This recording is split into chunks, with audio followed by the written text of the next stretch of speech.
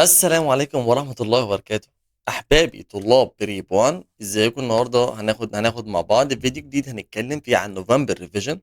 أنا عارف إن في ناس كتير قوي عندهم مشكلة في الجيومتري، بس أنا موجود هنا النهاردة إن شاء الله عشان أحلها لك. بخلاف كده إن شاء الله هناخد الجزء برضو اللي دخل علينا في مراجعة الشهر في الألجبرا. بس أنا هبدأ بالجيومتري، بس عايزك تركز معايا قوي، ورقة وقلم كده ومعايا وتكتب النوتس اللي بكتبها دي، وما تنساش بقى تدعمني باللايك والشير والمتابعة. ويلا بينا هنبدأ الفيديو مع بعض. خلي بالك، خلي بالك، صدقني لو انت ركزت كويس قوي معايا دلوقتي مشاكلك كلها هتتحل في الجزئية دي. لو انت ركزت معايا دلوقتي مشاكلك كلها هتتحل في الجزئية دي. تعالى كده نبدأ مع بعض كده واحدة واحدة كده ونشوف هنوصل لفين. اوكي، ماشي. لو انا عندي ري زي ده كده وري كمان زي ده كده، عملوا كورنر، صح؟ الكورنر ده اسمه ايه؟ اسمه انجل، صح ولا ايه؟ الانجل دي بقى ليها انواع. اول حاجه، يعني انا عارف ممكن في ناس تبقى فاهمه الحل ومش عارفه تقول مثلا انجل دي اسمها ايه. لو سميت الانجل دي مثلا هقول ممكن يكون اسمها انجل A B C. اشمعنى البي اللي في النص يا مستر؟ اشمعنى بي دي علامه الانجل اهي A B C؟ اشمعنى البي اللي في الميدل؟ لان البي دي هي الكورنر بتاع الانجل، صح؟ وممكن اقول سي بي اي، وممكن اقول انجل بي. اوكي، فما توقفش دماغك. خدنا انواع كتيره قوي للانجل، زي ايه؟ زي الزيرو انجل. الزيرو انجل تبقى زيرو ديجري، صح ولا ايه؟ وبعد كده خدنا الاكيوت، والاكيوت دي بتبقى من اول ال 90، سوري، من اول الزيرو لحد ال 90، from 0 to 90. وبعد كده خدنا الاوبتيوس انجل. ايه الاوبتيوس دي يا مستر؟ قلنا الاوبتيوس دي اللي هي from 90 لحد 180. اوكي، وخدنا برضو الرايت دي 90 بالظبط، حتى كنا بنرسمها كده، بص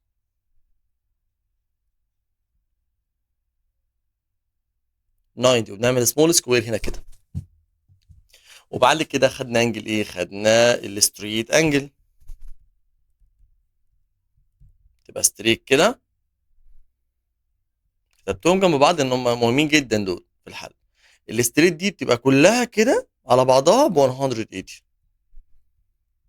اوكي، اهدى. انا عارف هتقول يا مستر انا عايز مش هعرف احل بستبس. لا، اهدى، افهم بس دلوقتي. شغل دماغك معايا وافهم، سيبك من الحل دلوقتي بس افهم. طيب مثلا مش عارف احل بستبس، طب احل بستبس ازاي وانت اصلا مش فاهم؟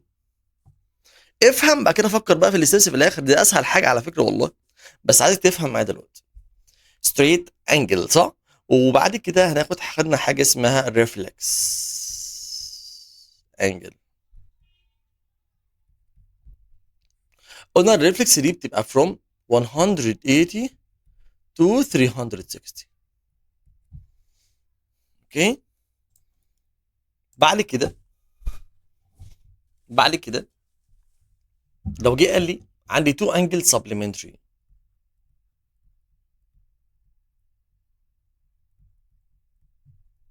او قال لي 2 انجل complementary.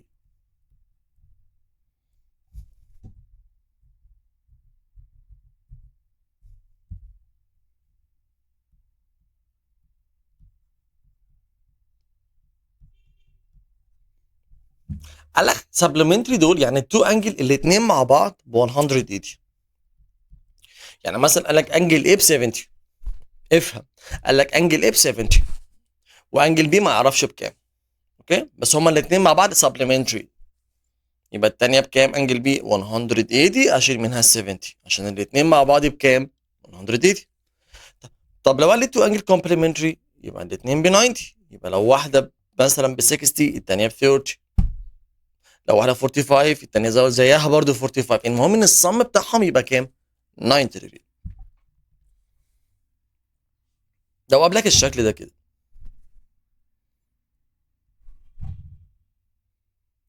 اوكي، ركز بقى معايا كده عشان تبقى فاهم، مش حافظ وخلاص.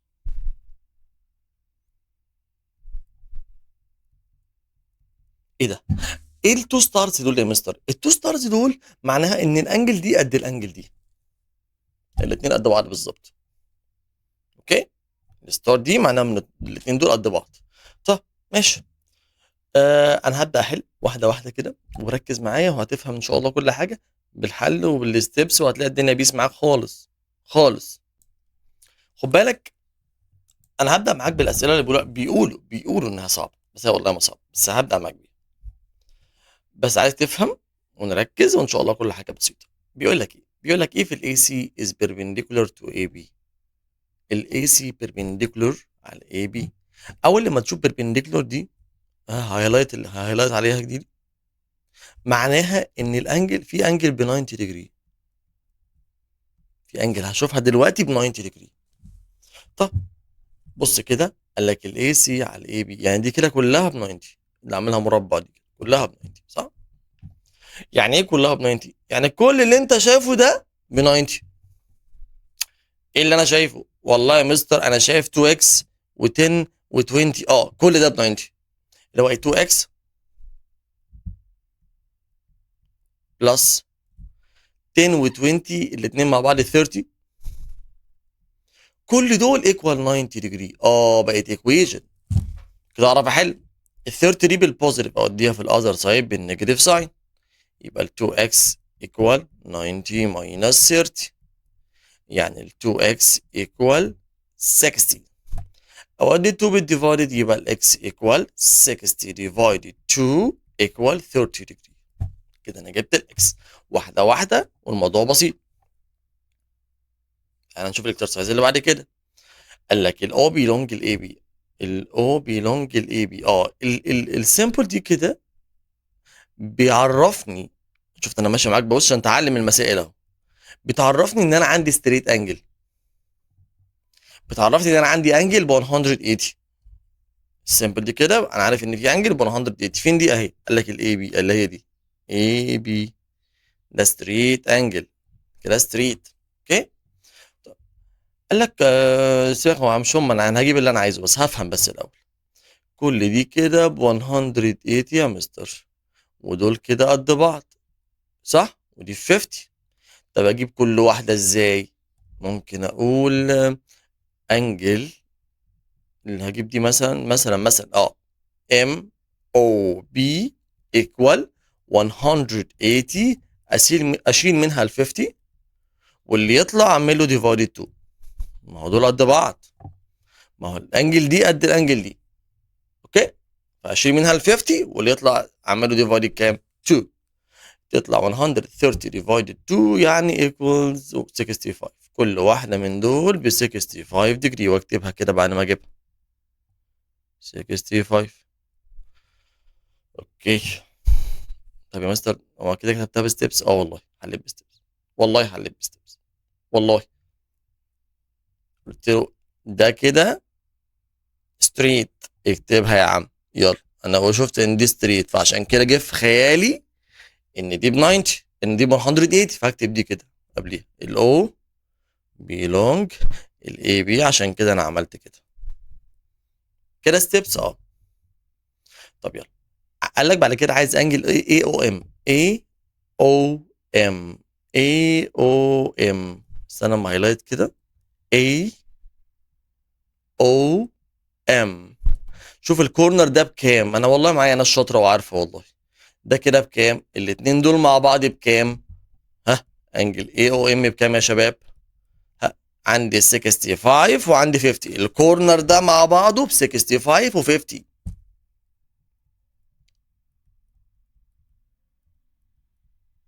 تطلع بكام؟ 150.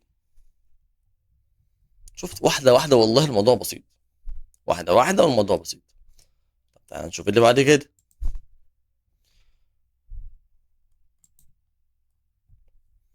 والله يا مستر بيقول لي A B C on the same straight line، خط يبقى كله ب 180، صح؟ straight line straight angle.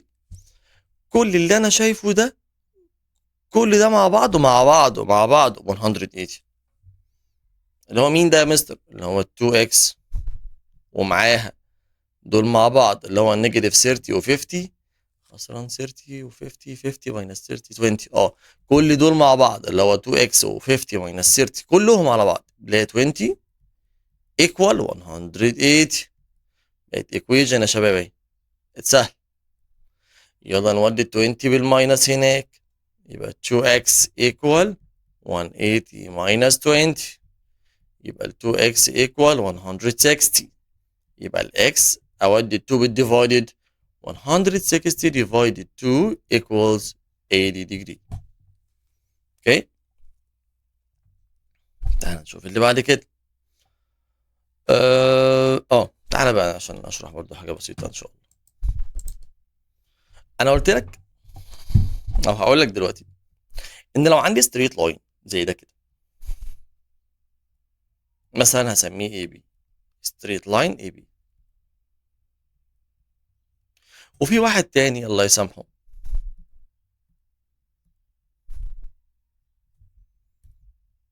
هسميه سي دي مثلا.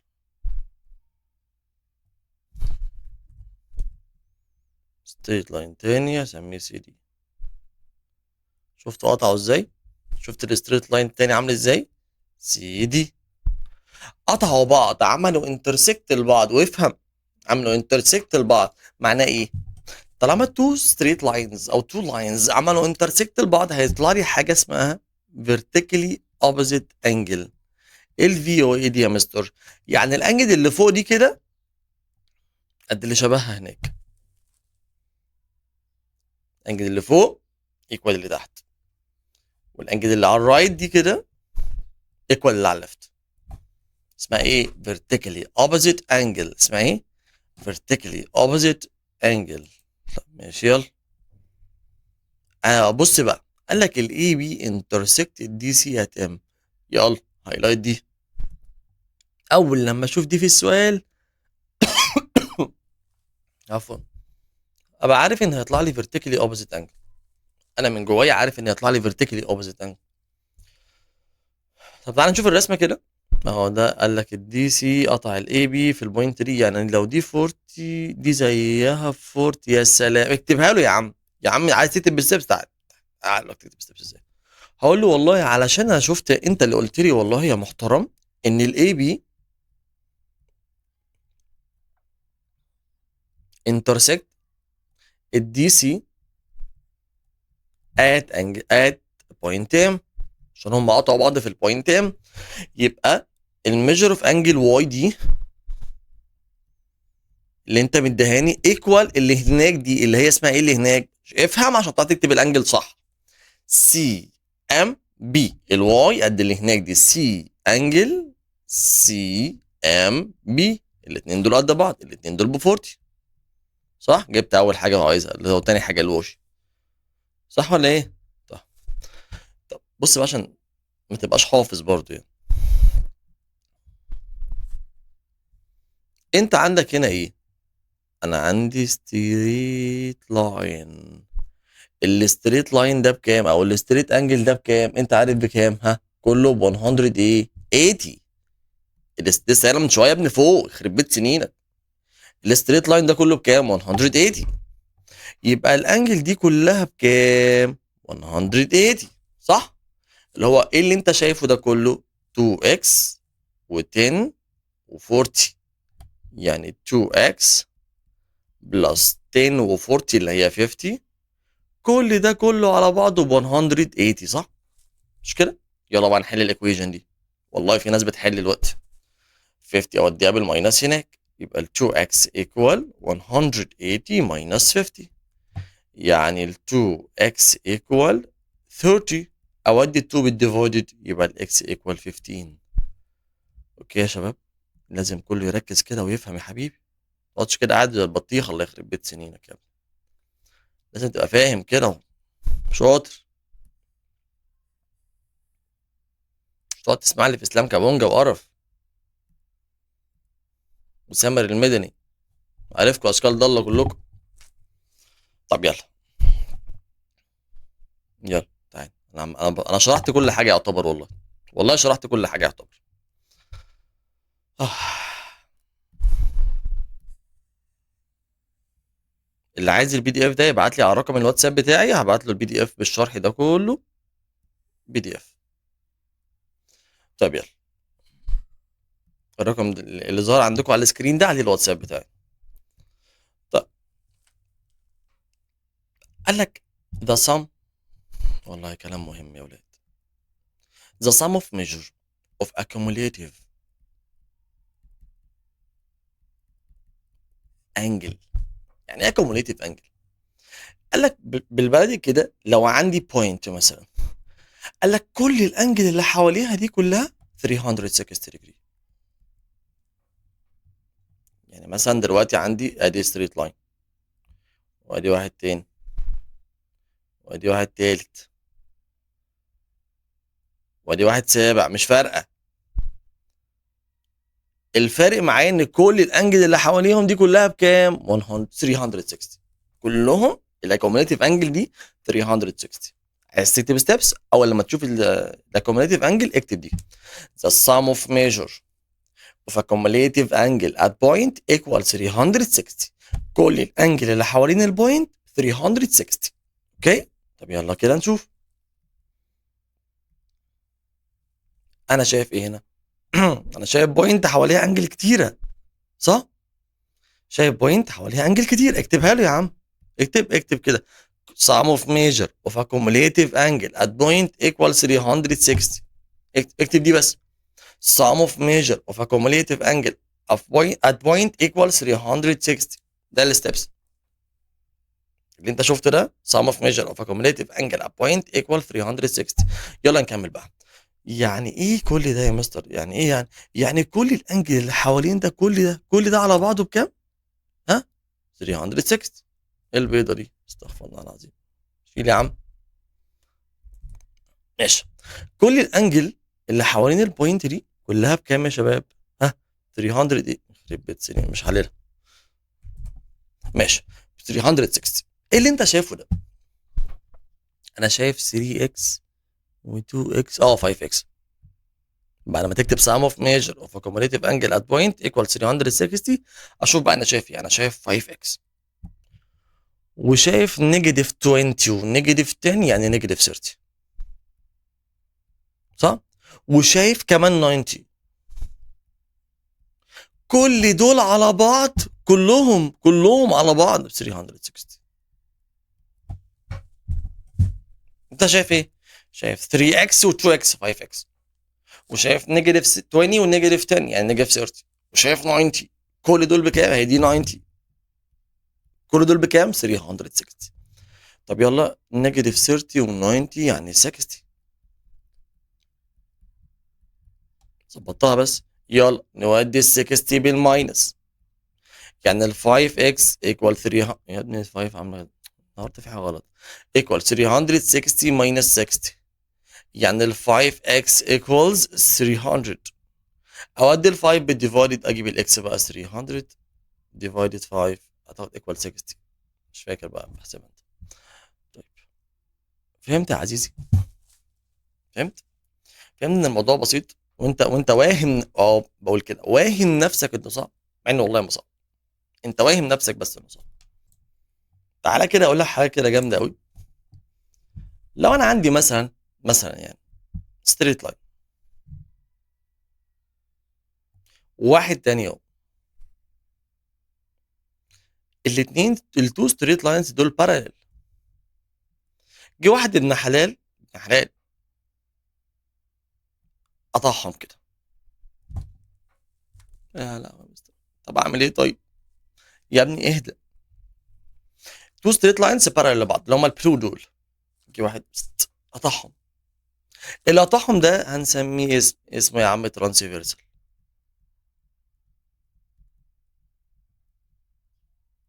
هنسميه كده. قطعهم على طول. هيعمل ثلاث حاجات. اول حاجه، اللي هو اكيد طبعا عرفتها. طيب طبعا اللي هم الثري ليترز دول، اللي هو حرف الزد والاف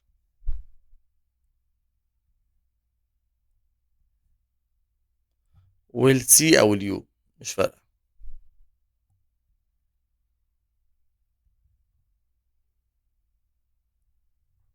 ايه حرف الزد والاف والسي او اليو دي؟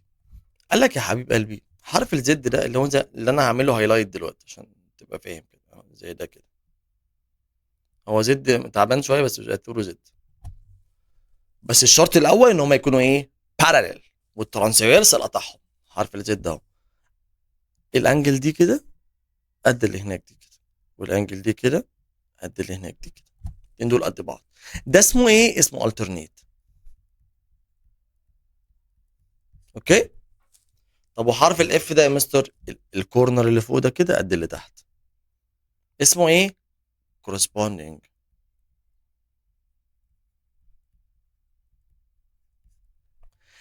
وحرف السي ده او اليو، الانجل دي والانجل دي كده اللي جوه، اللي جوه ها، الاتنين مع بعض ب 180 مش قد بعض، اسمهم interior angles.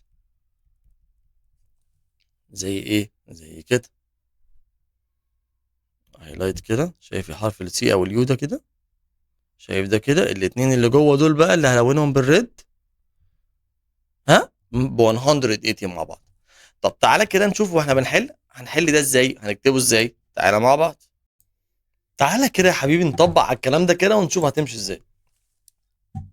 واحد يقول لي يا مستر يا ابني اهدى يا ابني، والله الموضوع ابسط مما تتخيل. الموضوع بسيط، اهدى وان شاء الله كل حاجه بسيطه. اقول لك يا ابني انت شايف ايه؟ والله يا مستر واحد يقول لي انا مش شايف حاجه. يا ابني مش انا قلت لك ان لو عندي بوينت حواليها انجلز كتير قوي، المفروض ان دي كلها بكام؟ مش ب 360؟ مش انا اتفقت انا وانت على كده؟ لو عندي بوينت حواليها انجلز كتيره كلها بكام؟ 360. ماشي ماشي. انا عندي هنا حاجتين، هو قال لي اي بي بارل سي دي، ده بارل ده، وعندي برضو بوينت حواليها انجل كتيره قوي اهي. المفروض كل الانجل دي بكام؟ 360. انا عندي واحده ب 140 والتانية يا عم ب 90، اعرف اجيب الانجل دي؟ طبعا مع 360 ماينس دول اعرف اجيب دي. اكتب كده يا عم، هقول له measure of angle ACD equal 360 minus، افتح براكت اوعى تنسى البراكت، 90 بلس 140 يا عم. يلا ان شاء الله ما حد حاول. تطلع بكام يا عزيزي؟ ها، 90 140 يعني 230. 230 يبقى تفضل كام يا شباب؟ 130 صح؟ 130. يبقى الانجل دي كده ب 130. خلاص ماشي، الحمد لله وصلنا يا شباب ان الانجل دي ب 130. اكتب كده بعد ما تجيبها، اكتب كده 130. وانا لسه قايل لك يا حبيب قلبي، قلت لك كده حاجه حلوه قوي. قلت لك ايه؟ قلت لك لو عندي ستريت لاين بارلل ستريت لاين تاني، وعندي واحد كده ترانسفيرسال قطعهم، ايه اللي يحصل؟ يبقى الانجل دي والانجل دي مش قد بعض، الانجل دي والانجل دي الاتنين مع بعض بكام؟ 180. صح ولا ايه؟ تعال نشوف الكلام ده بقى هنا في الرسم. دي دول ده بارل ده، وده ترانسفيرسال، يبقى الاتنين دول مع بعض ب 180. اكتبها ازاي دي بقى يا مستر؟ ما هي هو كاتبها لك اهو، كاتب لك علشان الاي بي بارل للسي دي. صح ولا ايه؟ علمك السايد سينس وزير فور، بس انا عايزك تفهم، انا اللي يهمني دلوقتي ان انت تفهم بس. دول كده بارل لبعض صح؟ والاتنين دول انتيريور انجلز، يعني الاتنين دول مع بعض بكام؟ 180، عشان الاتنين اللي جوه دول ب 180 اللي هم مين دول اصلا؟ انا عندي 5 اكس وعندي 130، يعني ال 5 اكس بلس ال 130 الاتنين دول بكام؟ ها، ب 180. بقت ايكويشن. انا كل هدفي ان انا اعمل ايكويشن عشان اعرف احل السؤال. اودي ال 130 هناك بالماينس، يعني ال 5 اكس ايكوال 180 ماينس 130 يعني 50 يعني. اودي ال 5 بالديفايدد، تطلع الاكس بكام يا ابطالنا؟ الاكس ب 10 ديجري. يبقى انا كده حليت المساله وكتبت الستبس بتاعتي من غير اي حاجه. ايه بقى قصه سينز وزيرفور دي؟ سينس يعني علشان، بعبر عنها ازاي؟ عشان اعرف بس ان دي مش قصتي في الحل، انا قصتي ان انا افهم. اصل في ناس تقول لك ايه، احط نقطه تحت ولا فوق؟ طب اعمل ايه؟ طب اروح فين يا عم؟ لا افهم واكتب ستيبس، لو عملت كده تاخد درجه كامله. سينس وديرفور دي عشان هفهمك دي معناها ايه دلوقتي، هفهمك ما تقلقش. طيب، 3 نقط تحت بعض معناها سنس، فوق بعض معناها زيرفور. يعني ايه سنس بقى؟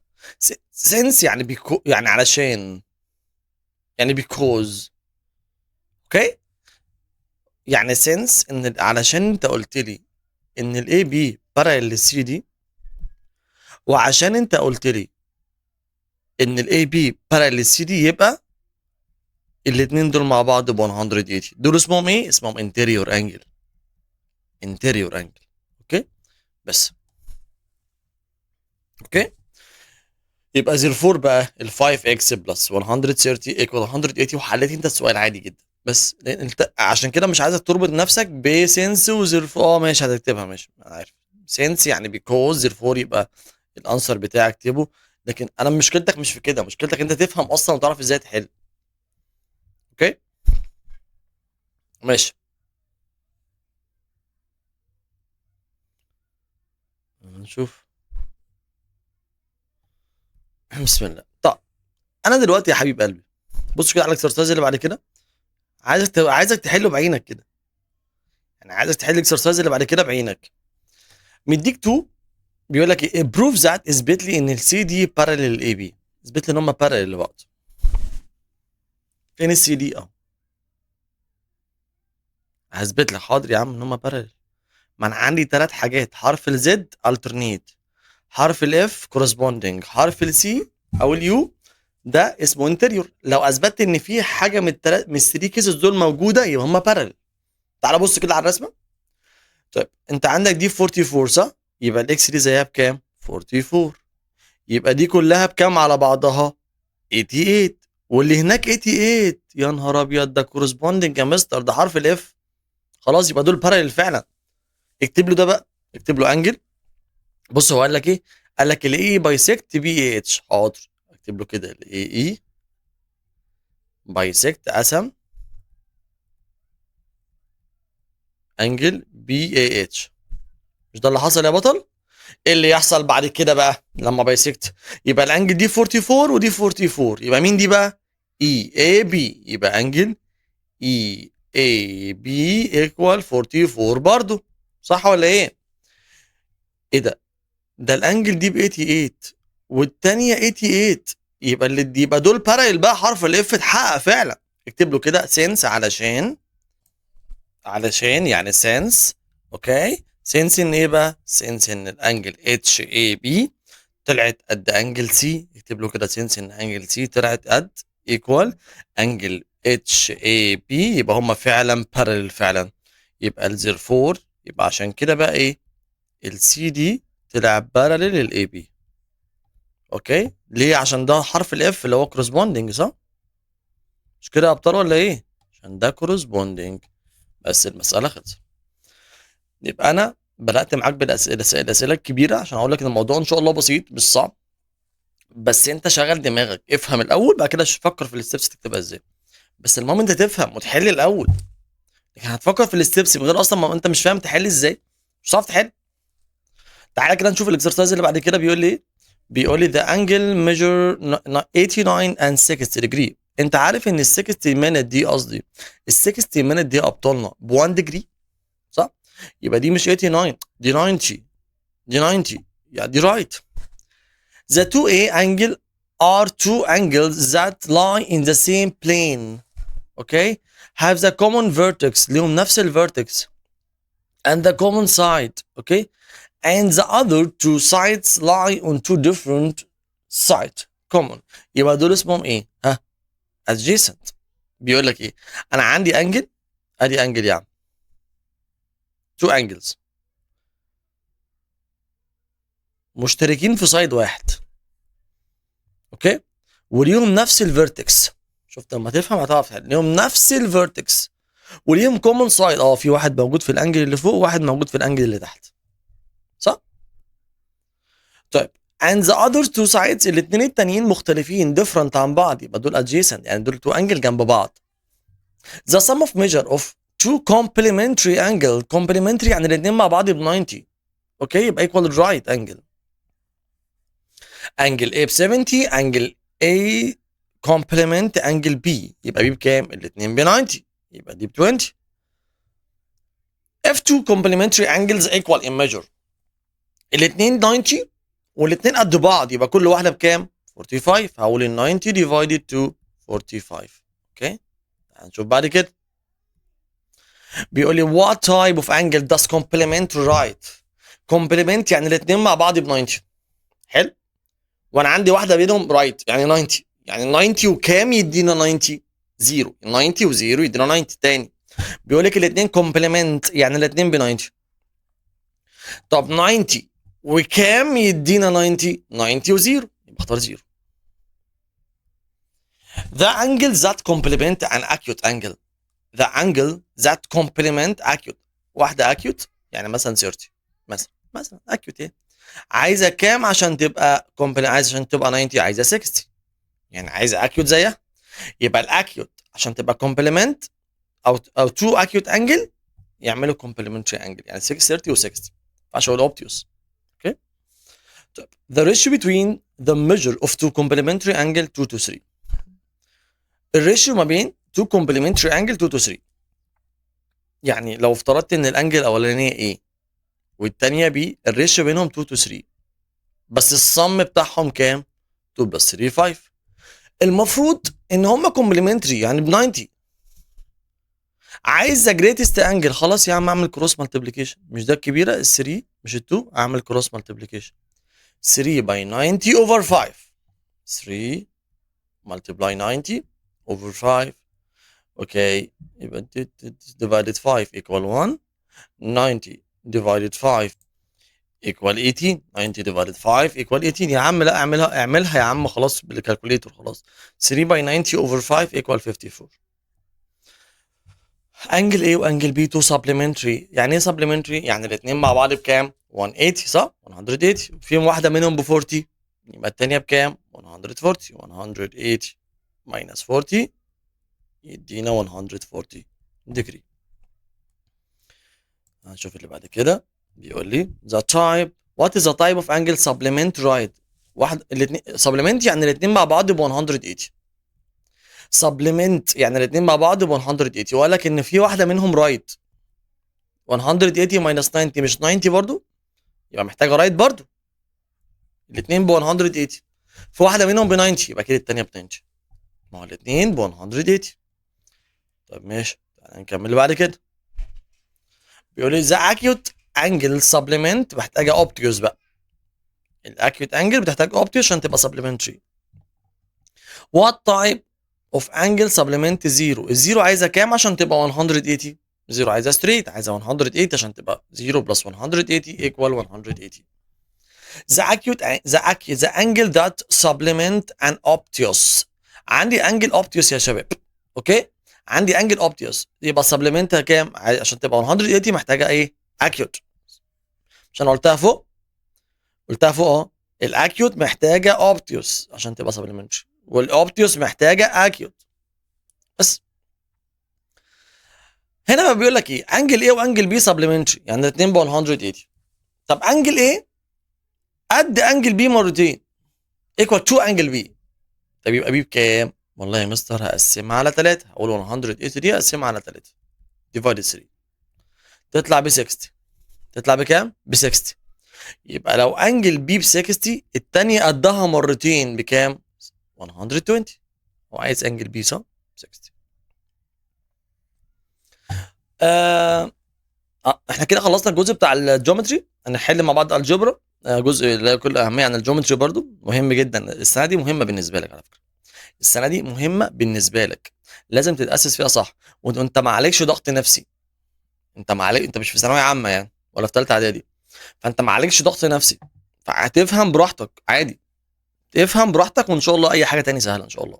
وزي ما انت يا حبيب قلبي فهمت الجزء بتاع الجيومتري، تعال بقى ناخد الجزء بتاع الالجبرا. هنحل مع بعض كده واحده واحده، وان شاء الله الموضوع بسيط جدا وسهل يعني. طب تعالى كده نبدا كده نشوف هنعمل ايه. بيقول لي ايه؟ بيقول لي نيجاتيف 7k نيجاتيف 7k equal 28 then k plus 6. يا عم انت عايز تجيب k plus 6؟ طب ما تحل ده الاول، هات الك الاول. يعني النيجاتيف 7 دي هنا بالملتبلاي، فهنوديها بالاذر سايد بالديفايدد. يعني النيجاتيف يبقى الكي ايكوال كام؟ نيجاتيف 28 سوري ديفايدد نيجاتيف 7 ايكوال نيجاتيف 4. يبقى الكي بنيجاتيف 4. طب نيجاتيف 4 بقى بلس 6 ايكوال كام؟ ايكوال 2. ايكوال 2. نفس الفكرة هنا، دي نيجاتيف 2 اوديها في الاذر سايد تبقى بلس 2، يبقى 3x ايكوال 4 بلس 2، يعني 3x ايكوال كام؟ ايكوال 6. ال 3 بالباي نوديها ديفايدد، يبقى الاكس 6 ديفايدد 3 ايكوال كام يا حبيبي؟ ايكوال 2.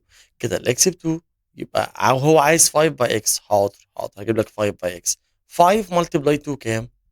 10. ما انت جبت الاكس ب 2. بعد كده بيقول لك x minus 1 is a multiplicative inverse of the number 1 over 5. حلو قوي السؤال ده. عايز واحد فاهم يعني ايه multiplicative inverse اصلا. يعني جاب الريسبروكر بتاع النمبر، يعني هو شقلب النمبر صح. يعني قصدي يقول لي ان الكي ماينس 1، الكي ماينس 1 مش ب 1 اوفر 5، شقلب ب 5 اوفر 1. اوكي، يبقى هقول x minus 1 equal 5 over 1 اللي هي كام؟ 5. ففي هنا minus 1 يروح بالبلس هناك، يبقى الاكس equals 6. x over 5 is the largest negative number. أكبر رقم نيجاتيف. اوكي، then x plus 5. يعني ايه أكبر رقم نيجاتيف؟ أكبر رقم نيجاتيف يا شباب هو ايه؟ هو انتجر، ها، اللي هو النيجاتيف 1. يعني هو بيقول لي دوت بنيجاتيف 1. أنا اللي قلت ولا هو اللي قال؟ قال لي ده largest negative integers، يعني ده بنيجاتيف 1. طب ال 5 هنا بالديفايد نوديها بالتايم، يبقى الاكس ايكوال نيجاتيف 1 باي 5 بنيجاتيف 5. الحمد لله كده جبت الاكس بنيجاتيف 5. تعال نشوف هو عاوز ايه. هو عايز يقول لي شيل الاكس حط مكانها نيجاتيف 5 بلس 5 يروحوا مع بعض يدينا كام؟ 0. if the substitution set is 1 4 2، الحل بتاعي لازم يكون في 1 او 4 او 2. طب تعال نحل بقى كده.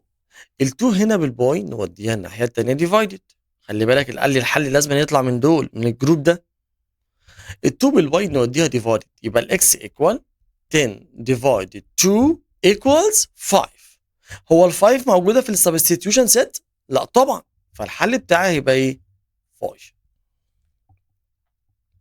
The solution set in natural، لازم الحل بتاعي يكون في الناتشرال نمبر. طب يلا نمشي واحده واحده. قلت لك لو بالماينس تروح بالبلس، بلس ماينس، بعد كده اخش على الباي والديفايدد. اوكي، عشان احل ايكويجن لازم دي من ماينس اخلص منها الاول تروح بالبلس هناك، يبقى 3x ايكوال 10 بلس 1 اللي هي 11. ال 3 هنا بالباي بقى اخلص منها اوديها ديفايدد، يبقى الاكس ايكوال 11 ديفايدد 3. هل بذمتك يا اخي ده في الناتشورال؟ ده فراكشن يا ابني، ده راشونال، يبقى الحل فاي. هو قال لي الحل لازم يكون ناتشورال، هو اللي قال لي والله ما انا اللي قلت كده. اوكي، واحده واحده كده ونحل. امشي معايا واحده واحده وان شاء الله القصه هتبقى بسيطه جدا. بعد كده بيقول لي which the following equation is equivalent to the equation 2n plus 1 equals 3 over 2. طب تعال نحل الاول كده ونفكر. ده 1 يروح بالماينس هناك، يعني ال 2n equal 3 over 2 minus 1 equal half. يبقى ال 2n equal half. ال 2 هنا بالباي نوديها بالايه؟ بالديفايدد، يبقى ال n equal half divided 2 equal 1 over 4. كده ال n ب 1 over 4. طب تعالى نشوف بقى مين ب 1 over 4 هنا. هودي ال 2 بالماينس هناك، 6 minus 2 4. لا مش دي 1 over 4.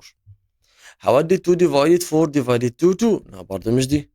هودي ال 8 هنا بالديفايدد، 2 divided 8 ب 1 over 4. يبقى الانسر اهو. فهمت يا عزيزي؟ تعالى تاني.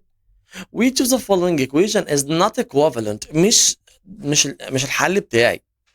مين في اللي قدامي مش الحل بتاعي؟ امشي واحده واحده. تعالى كده نشوف. 3x minus 1 equals 8.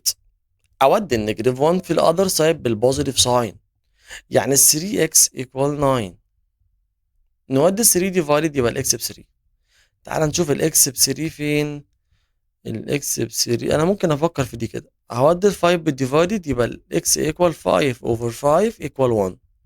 هو قال لك not equivalent، مين اللي مش صح؟ هو ده طلع 1 مش 3.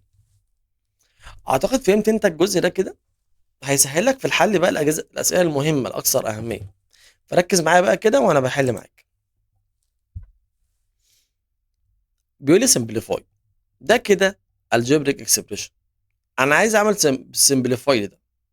قال لك عشان تعمل بلس وماينس بتوين اي algebraic expression لازم تجيب اللايك تيرم مع بعض. اللايك تيرم تجيبهم مع بعض.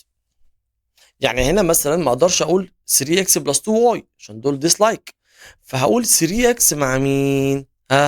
مع ال 5x. الاتنين دول مع بعض بكام؟ 8x.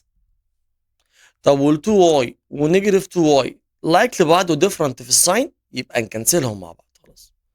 يتفضل كام؟ 4 بلس 4 يعني. بس هنا بيقول لي، قال لي هات الفاليو بتاع الاكسبريشن لما الاكس ب 3 والواي ب 1. ما تروحش تعوض على طول، ما تروحش تشيل الاكس وتحط مكانها 3 والواي ب 1.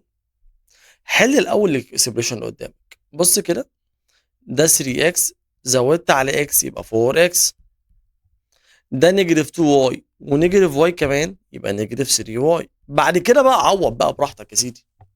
حط بقى اللي انت عايز تعمله، حط الاكس ب 3 يا عم والله ما حد مزعل. حط الواي ب 1 عادي عادي جدا، ايه المشكله؟ يلا حط الاكس دي ب 3، هنا في باي هنا في باي. حط الاكس ب 3 يعني 4 ملتبلاي 3. حط الواي ب 1 ماينس 3 ملتبلاي 1. 4 باي 3 12. 12 ماينس 3 equals 9. تعال نشوف اللي بعد كده. ازاي افك بقى الاكسبريشن ده؟ اولا ال2 دي بره البراكت، فلازم تخش جوه البراكت. ال2 دي بره لازم تخش جوه البراكت. ال2 دي بره البراكت لازم ندخلها جوه البراكت. فال2 تخش هنا مره وهناك مره. وبرده ال3 دي او النيجاتيف 3 مره هنا مره مره هناك مره. طب تعالى نحل. 2 باي ان ب 2 ان. بوزيتيف ونيجاتيف يديني نيجاتيف. بدات بالساين الاول، شفت المستر بدا ازاي؟ بدا بالساين. بوزيتيف ونيجاتيف يديني نيجاتيف. 2 باي 3 ب 6 ام. نيجاتيف باي بوزيتيف يديني نيجاتيف. 3 باي 2 6 ام. نيجاتيف باي بوزيتيف نيجاتيف. 3 باي ام 3 ام. كده اقدر احل اللايك تيرم مع بعض. اللايك تيرم مع بعض يعني 2 ان شلت منها 6 ان يبقى نيجاتيف 4 ان. ونيجاتيف 6 ام ونيجاتيف 3 ام يعني نيجاتيف 9 ام. وكده المساله اتحلت. اثبت على كده. قلت لك عشان اعمل بلس او ماينس between two expressions لازم اجيب اللايك تيرم مع بعض. يعني ال 2a دي عايز اعمل لها بلس لل 3a، بقول لي هو قال لي find the sum. ال 2a بلس 3a 5a يا مستر. طب نيجاتيف 3b وبوزيتيف 5b، نيجاتيف 3 بلس 5 2b. طب و10 ماينس 7 يعني 3. بس فهمت؟ هنا بيقول لي find the difference in each of the following. difference او subtract from. اللي بيجي بعد from بحطه في الاول. اللي بيجي بعد from بحطه في الاول. اللي بيجي بعد from بحطه في الاول. ده from. اللي جه بعديها انا بحطه في الاول.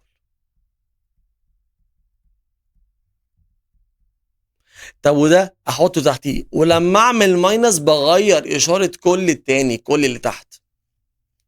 كل السكند ده بغير الساين. يعني ده 4 اكس خليها نيجاتيف 4 اكس. ده نيجاتيف 5 واي خليها بوزيتيف 5. ده بلس 7 خليها ماينس 7. يلا نحل. 7 اكس شلت منها 4 اكس يعني 3 اكس. 3 واي و5 واي 8 واي. 2 ماينس واي عملت سكوير والله ما راضي عننا اهي. 2 ماينس 7 equals نيجاتيف 5. كده عملت بلس، عملت ماينس. بس لما اعمل ماينس اللي لو او لما بعمل سبتراكت اللي بيجي بعد فروم بحطه فوق. طب والتاني بغير اشارته كله. بلس ماينس ماينس بلس. ده find the solution set of each of the following equation in n اللي هو الناتشرال اللي هو 0 وال1 وال2 وال3. ما علينا. تعال نحل الايكويشن ونشوف هتعمل ايه. اولا ده بلس 4 يروح في الاذر سايد بالنيجاتيف، يعني 3x equal 10 minus 4، يعني 3x equal 6، هو 10 minus 4 ب 6.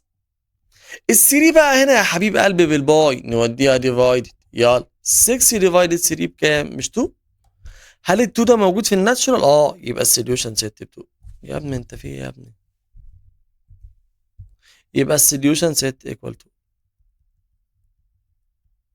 2. تاني واحد يقول لي يا مستر اودي ال1 بلس، يا ابني في 2 بره، ما اقدرش اتحكم في البراكت الا لما اخلص من القفل اللي قافل على البراكت ده. طب ده عايز اخلص منه يا مستر ده بالباي، يا عم وديه ديفايدد ورايح دماغك. المساله بص بقت عامله ازاي؟ 3y minus 1 equal 10 divided 2 5، بقت مساله عاديه. حل بقى تاني. ال2 دي قافله لي البراكت، عايز اخلص منها اهي، عايز اخلص من دي. طب يا عم اخلص منها بالباي وديها ديفايدد هناك، يبقى 3y minus 1 equal 5. 3y minus 1 equal 5. يعني بص كده 3y equal، ودي النيجاتيف بالبوزيتيف هناك، 5 بلس 1 6، وادي 3 ديفايدد يبقى الواي تطلع 6 ديفايدد 3 ب 2، وده السوليوشن ست بتاعتي. هنا عايز السوليوشن في الراشونال، واللي في الراشونال دي زي هي بس في فرق، بس حاجه بسيطه جدا. هودي ال 7 بالماينس هناك، يعني ال 3x equal 22 minus 7، يعني ال 3x يا قلبي equal كام؟ 22 minus 7 كام؟ 15. ال 3 باي نوديها ديفايدد يبقى الاكس ايكوال 15 ديفايدد 3 يبقى الاكس ب 5. طلعت الاكس بكام يا قلبي؟ 5. وده في الكيو.